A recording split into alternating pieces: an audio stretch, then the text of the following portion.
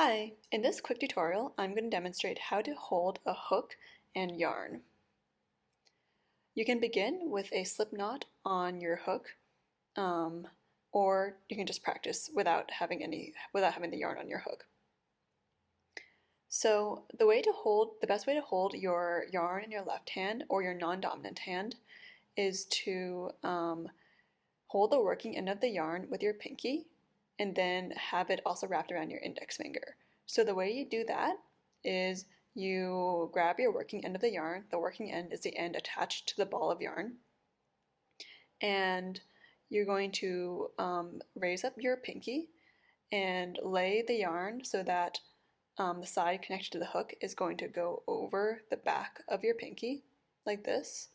And then you're going to wrap the yarn around your pinky finger 2 or 3 times.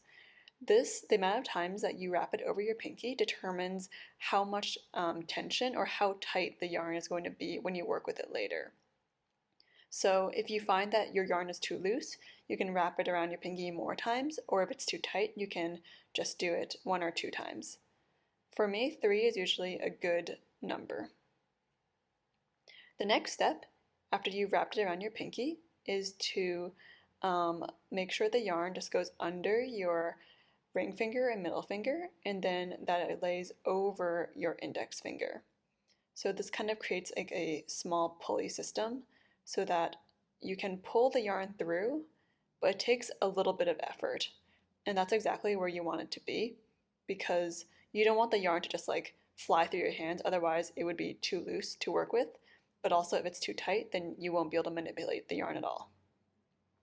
So once we've got our yarn set up in our left hand, this section of the yarn between the index finger and your hook is the most important section, and this is where you'll see the tension. So the tension, like I mentioned before, is how tightly the yarn is right here, and this is controlled by how many loops you've made around your pinky, and also like how thick your yarn is and other things like that. If your tension is too tight, then if you try to move it, it won't move at all. Like it'll be so stiff that you won't even be able to manipulate it. But if it's too loose, it'll be floppy like this, and you won't be able to get any sort of a grip on it. So you see, I'm not able to really hook it up or anything like that. So the perfect happy medium is if your tension is still manipulable, like you can still move it around and hook it up with your right hand, but it's not so tight that you like can't move it at all. This takes a little bit of getting used to, so play around with how many loops you have on your left hand, and it's always going to feel weird at the start, so don't be too worried if it takes a little while for you to get the hang of it. So that is how to hold the yarn in your left hand. With your right hand or your dominant hand, you're going to be holding the hook. So there are 2 ways to hold a hook, and I'm going to show you first my favorite way, which is the knife grip. The knife grip is really easy and really good for beginners because it's very self-explanatory. You basically hold the hook the way you hold a dinner knife, meaning you'll wrap your other 4 fingers around the shaft of the hook, and you'll put your thumb on top so that your thumb is pointing towards the tip of the hook. And that's about it. So when you move the hook, you'll rely on basically your wrist to wiggle it back and forth. And yep, that's it. The second way to hold the hook is called a pencil grip.